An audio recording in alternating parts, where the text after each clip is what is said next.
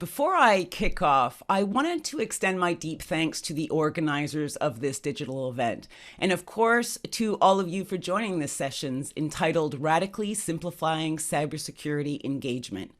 I mean, if you're yakking away and no one's there to hear it, it doesn't do wonders for the old ego. And a very special shout out to all of my people, all of you rebels out there who are secretly wearing jammy bottoms or yoga pants or even short shorts. I salute you. So, we have a lot to cover today, but I'm going to take a few minutes to tell you about me first. And that way you can decide for yourself whether I know my SIM swaps from my ransomware attacks. So my name is Carole Theriault, and I'm a French Canadian who's been based in the UK for 20 plus years by way of Northern Ireland. So that's why my accent might sound a little wacky. But don't let that put you off. I've been in the cybersecurity hood for, more than 20 years. Back in the late 90s, I cut my cyber teeth at global IT security firm Sophos, where one of my big wins was building and running a multiple award-winning corporate news blog called Naked Security, a site that until I last checked was continuing to receive well over 1 million hits a month. And these days, I work with big tech firms to improve cybersecurity communications. And I do that via my UK-based consultancy, Tock Social. And between us, I'm still waiting for the social giant of a similar sounding name to make me an offer on the domain name. Now, if any of you chums out there recognize my weird accent, you might have listened to the Smashing Security podcast, where I am a host and a producer. This is where we cover the latest cybersecurity snafus and provide advice and a glut of giggles. We've recently issued our 200th episode, and we are award-winning, so yay. Now, today I have something pretty darn useful to share with you. Well, I helped create it, so I would say that. But honestly, I really think it's a great tool. Now, for the backstory, Acronis approached me a few months ago with an idea. They wanted to create a useful cyber asset for you people, a cybersecurity cheat sheet. And would I assist them? And I was like, dudes, that is totally within my wheelhouse. So we pulled together a tiger team of experts, and we rolled up our sleeves, and we created the Acronis Cybersecurity Questionnaire. It's designed to be practical, and it's designed to help you better meet your customers' needs, and it's designed to radically speed up your onboarding process. And really, there's no sales pitch at all. This is completely free for you wonderful people out there. Yes, even those of you without pants on. Now, we've created this cybersecurity asset to be as accessible as possible without jargon or heavy geek speak that might bamboozle you. Okay, I'm going to show you the ropes. Actually, let me start with an example instead to add a little color here. So let's say you have a client called ZipZap, and they are an online widget company. And Hank, your contact at ZipZap, rings you up one day and he's full of beans. Hank says the whole pandemic thing is going to work out for him because his bosses are closing the offices and everyone's going to be working from home. And the best bit, says Hank, the best bit is that all the employees have signed an agreement that in order to keep working for ZipZap, employees now need to use and maintain their own devices. And Hank says to you, he says, how awesome is that? We can finally stop firefighting and focus on building brand new services to grow the business. Am I right or am I right? He asks you. So we basically have a BYOD scenario here. Well, more of a UYOD for use your own device, because no one's bringing devices anywhere anymore. But anyway, okay, so you're listening to this. You're listening to Hank. And if you're a cybersecurity person, alarm bells should be ringing. But let's say you're not a cybersecurity person, but you obviously want to provide your customer the best advice possible. So this is where I advise you say something along these lines. Hank, this is very, very interesting indeed. Let me get back to you on that. I just want to check a few things. And this is where the Acronis Cybersecurity Questionnaire comes in. The beauty of this Acronis Cybersecurity Questionnaire is that it has been designed to give you a head start with exactly this type of security sticky pickle. Because it's designed to ensure that your customer is not leaving themselves open to attack, like a data leak or insider threat or ransomware or, well, you get the gist. Now, before the Acronis Cybersecurity Assessment Questionnaire was created, a really smart place to start might be at the NIST Cybersecurity Framework pages. Now, quick fact, the NIST Cybersecurity Framework was created following a 2014 executive presidential order. The order directed NIST to work with stakeholders to develop a voluntary framework based on the existing standards, guidelines, and practices for reducing cyber risk to critical infrastructure.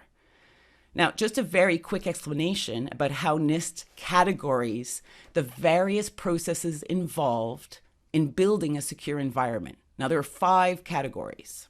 So the first category is called identify, and you'll see that there's a category identifier next to it called ID.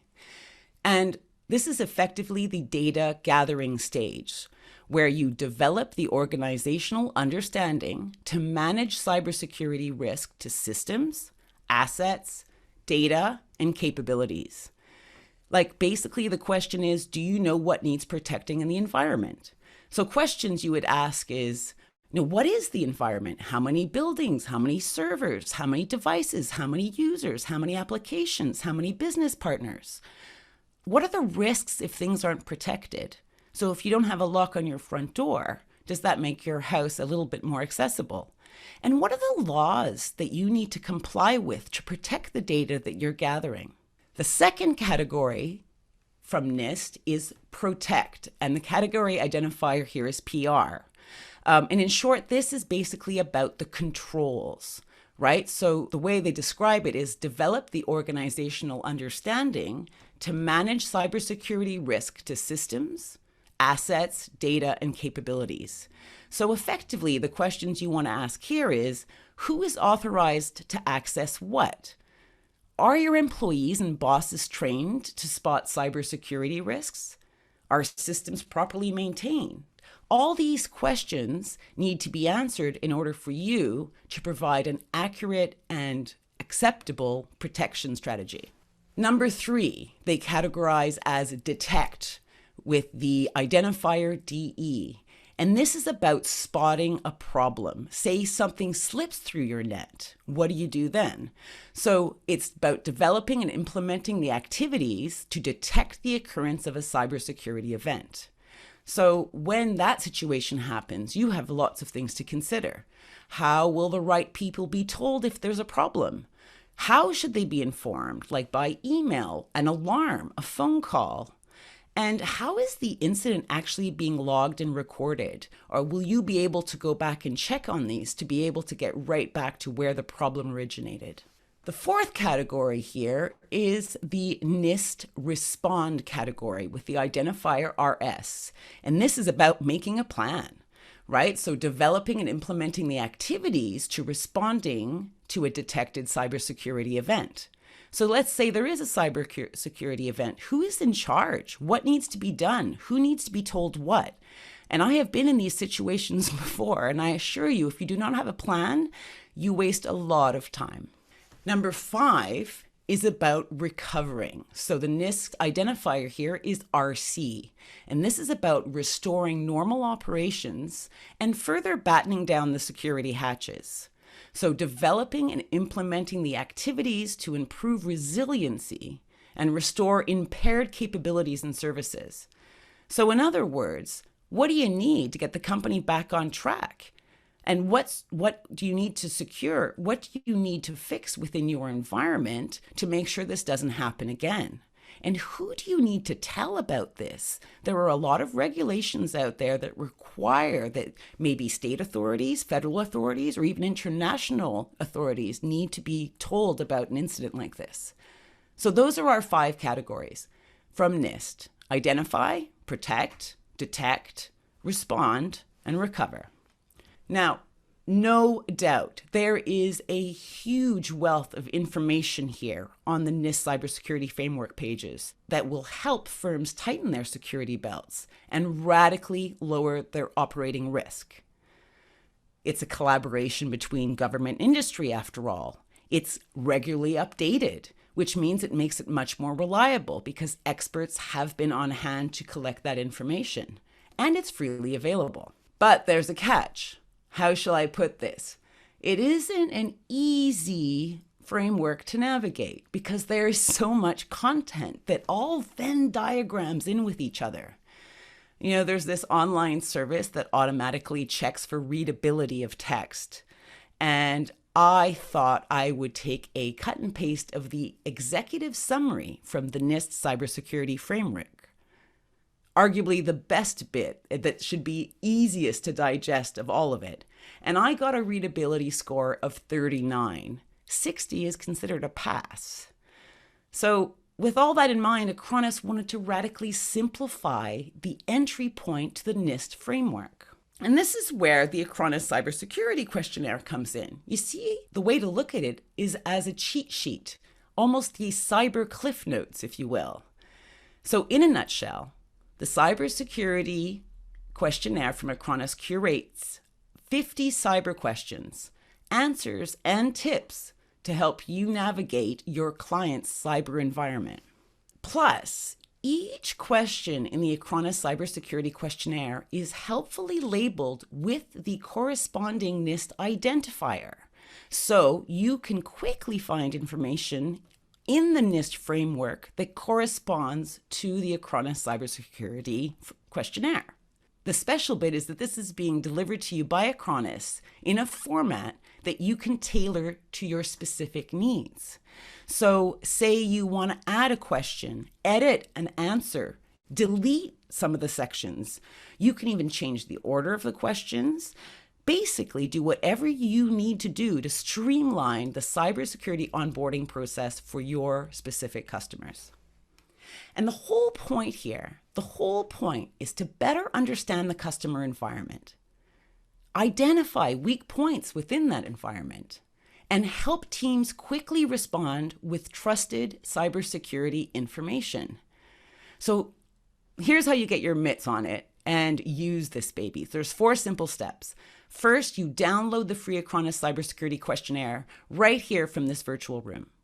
You can then customize the questions as you see fit. You can even slap your logo and strapline on it and create your very own sales tool.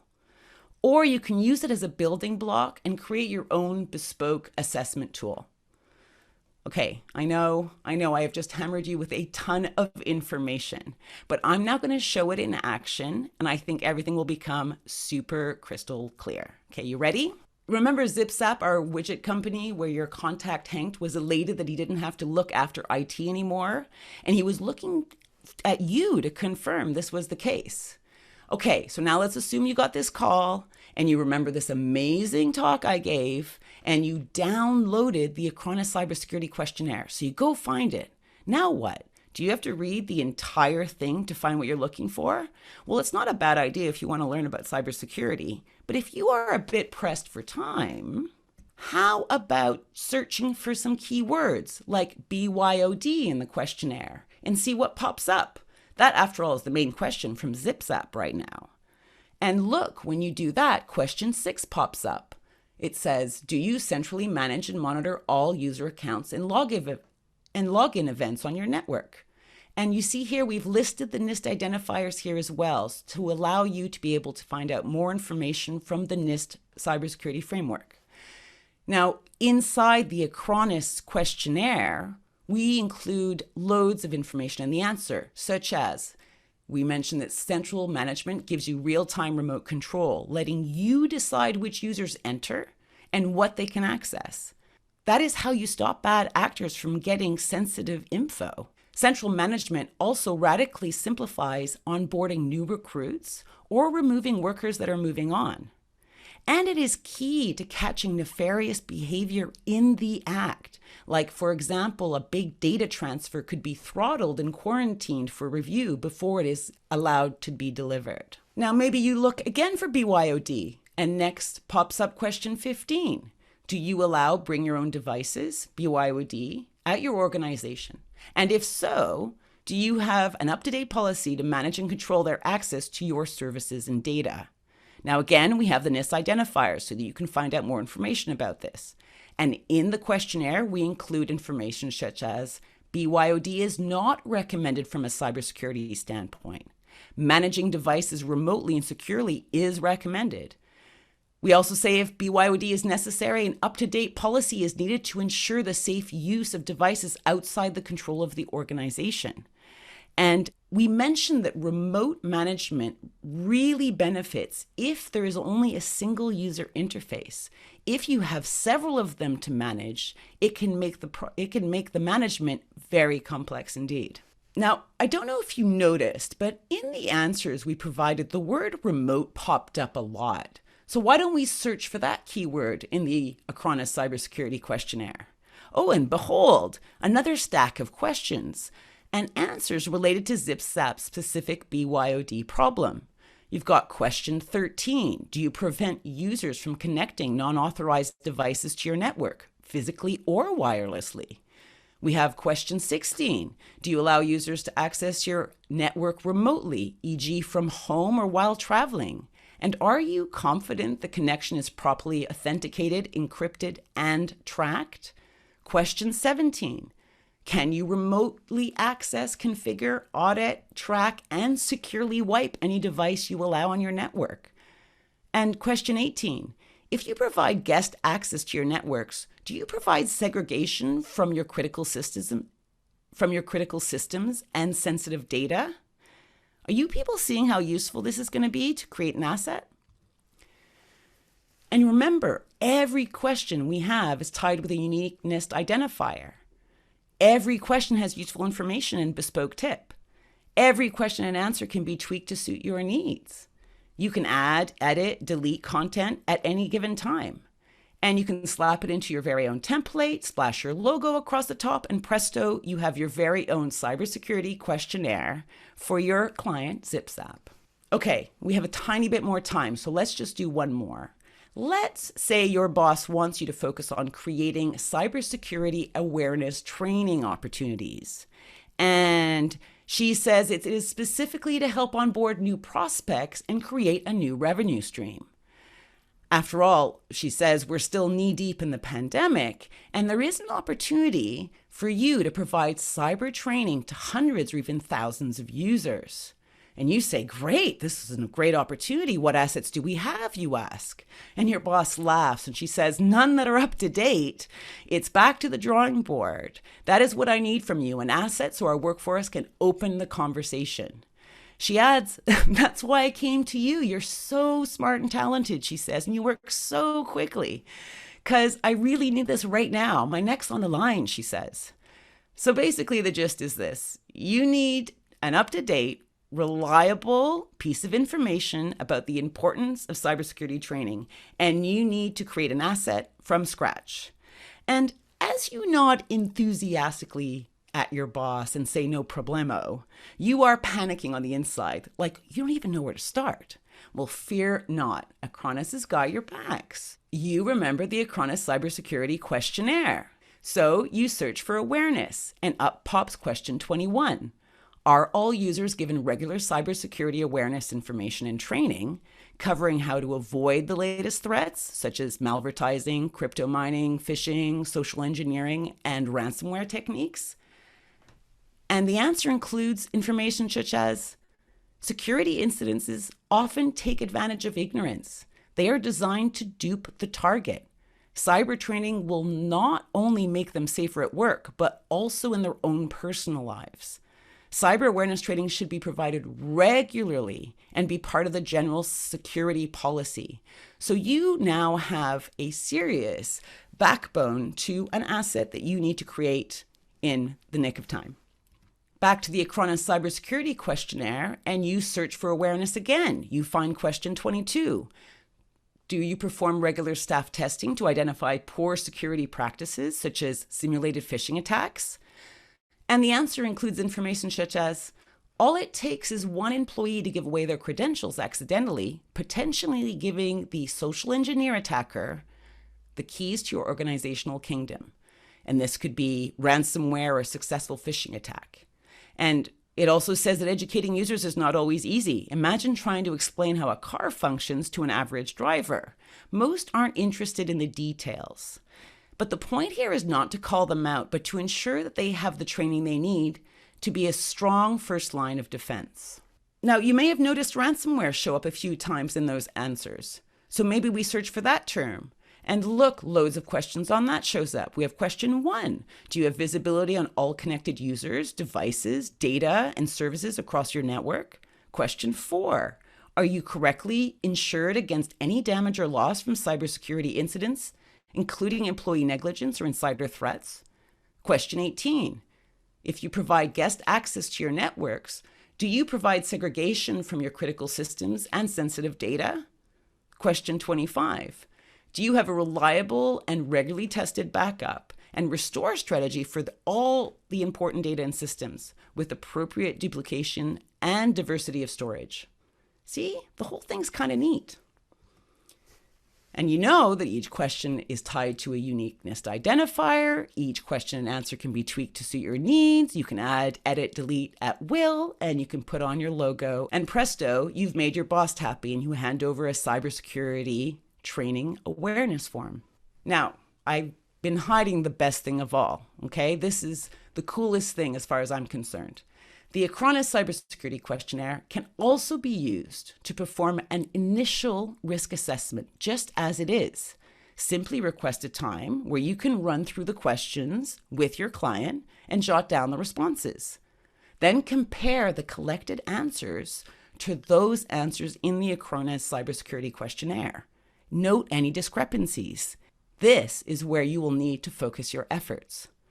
And a personal tip from a professional cybersecurity podcaster: use cybersecurity snafus from the media to underpin the importance of a specific cybersecurity approach, be they backups, training, enterprise-wide protection, or whatever.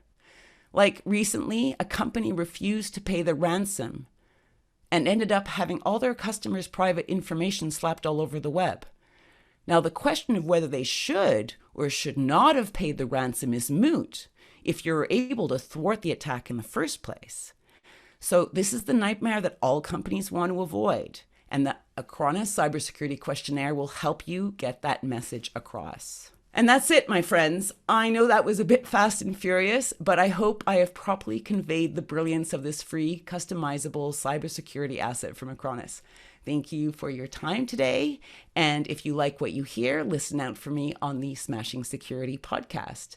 And to those of you that are just still wearing underpants, thanks for not standing up. And you should check out my other podcast, Sticky Pickles. Now over to you. I'm ready for questions. Hit me. Wow, Carole, that was amazing. I really enjoyed that chat with us. The cybersecurity assessment questionnaire you put together for Acronis is pretty spectacular. So just for everyone's knowledge, my name is William Toll and I run product marketing here at Acronis. And Carole, maybe you can talk to us a little bit about,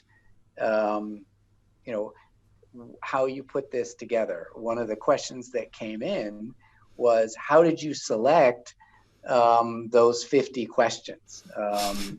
Obviously it's based on the NIST framework, but how do you? Honestly, the answer is 20 years of experience, I think. Really, it's one of those things that gets easier and easier. And it's not my first foray into trying to create a holistic cybersecurity framework that I'm not trying to take over. We're not trying to take over any of the big frameworks. We're just trying to give an entry point for people to kind of get their hands around it. And I think, having worked in the industry for so long, you kind of know what the big hot spots are. And I think we hit them on this. And it was really good working with Acronis and the experts there to kind of pull it together. I'm proud of it. Great. Another one of the questions we got was, cybersecurity is always changing. And the answers you provided might work in 2020. Do you think that they'll be different in 2021? Who knows what's happening in 2021 these days? Like really, none of us, right? So no, it's a constant evolution. And I think that's why I love this industry, actually. To plug the industry, we're not, if we were selling sofas, there's not much new stuff you can talk about every day and every year, right? It's not like the brand new sofa's here.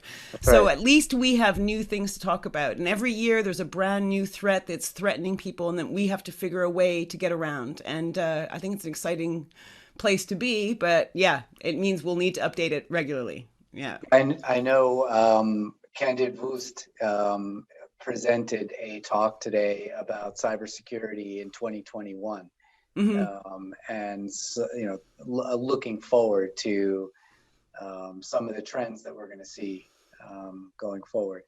So one of the questions was, is previous knowledge of the NIST framework needed to use this questionnaire? No. So I think that's probably the biggest problem, is that whilst it's such a good framework, it's really hard if you haven't played around with frameworks before to figure out where you're supposed to go. I mean, an analogy is like a few years ago, I decided I was going to teach myself music theory, right? So I'm all like, yay, let's lose music theory. And then I'm diving in deep end because I'm smart and I have time and this will be great. And what cut me off at the knees was the language, right? What Storian scale? How do I do certain things? I didn't understand a lot of the language, and that is what stopped me and made me think, in my head, I thought I could pick this up in a few weeks. And it took me a good year and a half to be able to figure it out because of that. So what we're trying to do is just get that language, the key words into your system and make it like almost like air. And then when you go into NIST, you then can kind of start slaloming through the things you need and ignoring the things you don't need. Yeah, I think there's a lot of different frameworks in different countries, and different regions have different frameworks, but essentially they're all related to the same core principles. Yeah, absolutely. They all have little different names for them, different categories. They have different, but ultimately they all have the same guts. And right. That's what I think we tried to put into this asset, was the guts. Yeah, and someone asks here, as a UK resident, do you see any specific cybersecurity or business opportunities in the IT channel? Maybe related to Brexit or some of the other privacy. Who asked that? That's not an easy question. Well, okay, so it's a time of flux, right? We're suffering a bit, and I think actually every business is going to be affected somehow. You're talking business strategies and goals might change. A company might be focused on new geographies rather than the geographies that they were looking at pre-Brexit. Supply chains, regulations, all that stuff might change. But the big problem is that all these UK companies are going to be looking for information, which means it's a hive of, eager people to read, like we did with the pandemic. When it first hit, who wasn't looking for news on it? Who did not want to know what was going on? That's what's going to happen in the UK, and that's where bad agents can take advantage. So they can send the emails going, hi, this is from, government, UK government, and we really have some important information for you. Click on this link. And so those things might, climb. The silver lining in all this is that maybe we've all had a bit of a baptism of fire with this pandemic, and the companies that have survived this far, big and small, are probably more resilient now than they would have been 6 months ago had Brexit hit. Really, we've learned a lot through this system. So it's not great news, but, take it where you can take it. There's not a lot of great news, but I think there's a lot of innovation going on. And, when I went to the RSA conference this year, which was amazing, right? 700 vendors. It was really the last big tech conference before COVID hit in the US. And I was astounded at the number of companies that really try to help with the whole process flow of threat discovery and the whole process. Maybe you could describe a little bit what you're hearing about organizations and their workflows as they try to detect and prevent. It's a hard question to ask, right? I mean, I can tell you, all I can say is what I want them to do, especially in this age of IoT everything, robotics everything, because, hey, I just did a story today. I recorded a story for Smashing Security about robotic arms in restaurants. They've called the flips burgers for you, right? So everyone's going into tech. What I'm really concerned about is baked in security, right? I don't want these people to be having their eyeballs on the prize thinking I need to get that account quickly before everybody else. I understand that's important, but I don't want them to skip the security bit as they get there. And that's why your jobs and our jobs are really important, because we got to hold them to task and go, look, you're putting fries in oil, right? That's kind of important that we make sure that that's safe. So yeah, it's never ending. And yeah. Cool. And I see a question here. Is remote one of the biggest threats, or open, ongoing cybersecurity threats, do you think? Remote's hard. I mean, I don't know. I think IoT is the one I keep my eyes on at the moment.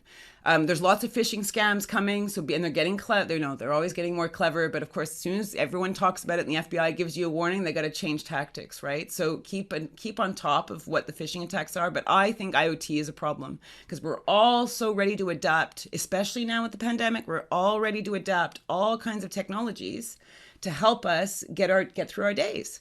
And not all of them are secure. Not all of them can be updated easily. Not all of them, you can't change your password on a lot of them. So doing your due diligence before you let those things in your house is what I try and focus my time on right now. Yeah, that's a good point. I bet you have an Alexa at home. I have all three. So, I was headed out to the airport one day and I thought, let me restart the router.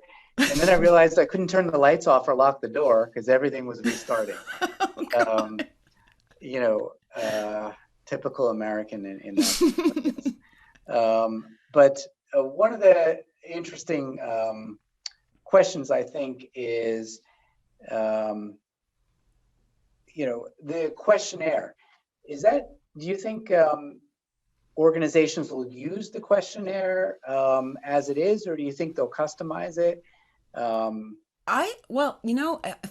It depends on the company. I really think actually it's flexible enough to move. And I like that about it, right? I don't think anyone should be intimidated by it, because, it's 50 questions, and you don't even have to read through them all. You can just search for keywords to find the questions you need. But even if you went to a new potential client with like 5 key questions on an area of focus that they really want to know about, you've got a bit of information there. You've got your foot in the door.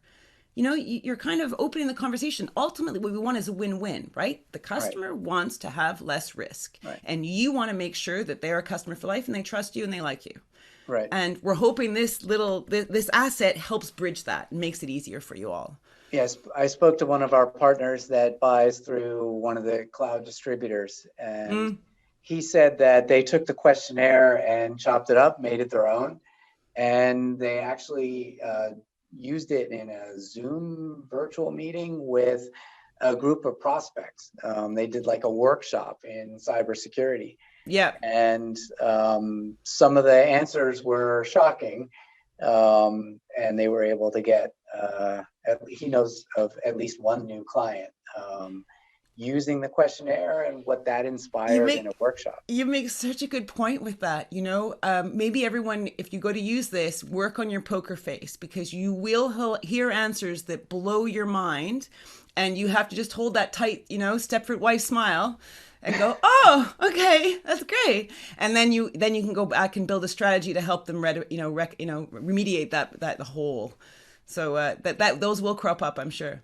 Yeah, so I see you definitely have one of your fans on the chat, and they asked about the podcast. Tell me about the podcast and how you all put that together, and how you don't want to reach out and kill those guys sometimes. Oh, and smashing security. Yeah. It's the way I don't strangle them is that we do it remotely. So I'd have to have really long arms, right, to get there.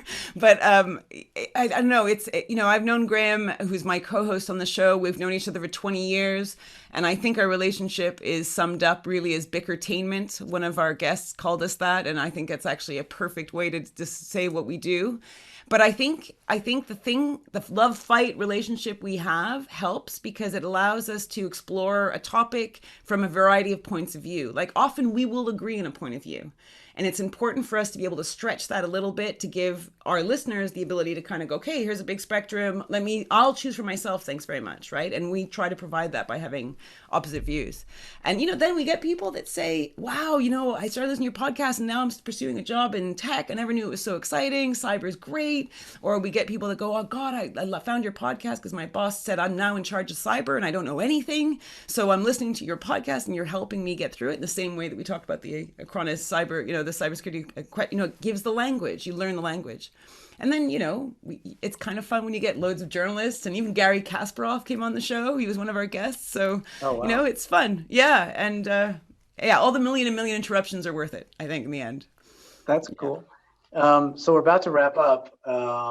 Maybe one last question. Do you have any specific examples where you believe that the assessment questionnaire would work best? Do you think it works best pre-sales or in that workshop example that partner gave me, or well, I'd have to hand over to someone who knows more about channel than I do, because it's not my wheelhouse. But I will say, from my view on the market, looking at the world right now, BYOD, remote working, is happening everywhere.